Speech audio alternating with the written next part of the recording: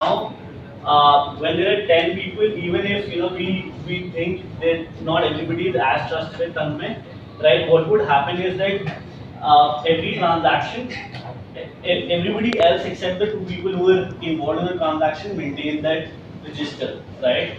So essentially, if I'm transferring money to Yash, or Yash is transferring to Chinmay, everybody else in the network sort of writes it down into the register whenever a transaction happens, right? And how is well, it's it. I'll ask for that again later, right? So now whenever a transaction happens, there are multiple things that we would see as sort of the rules of a Bitcoin network, right?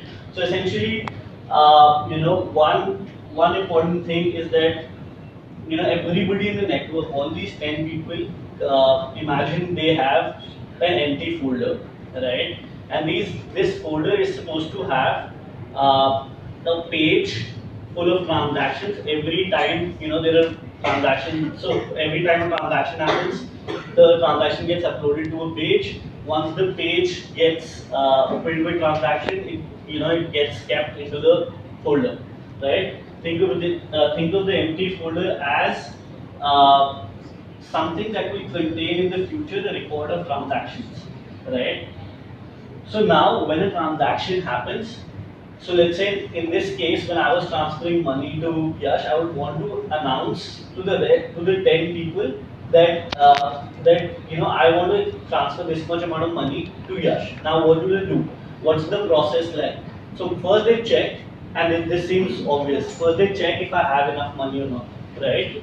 And then once I do, right, what the person says is that okay, since he has it, let's add this entry to the register, right? And there's no physical exchange of money, right? So everybody in the network is actually adding the same transaction onto their page, which essentially is in synchronization with every other page within the network, right?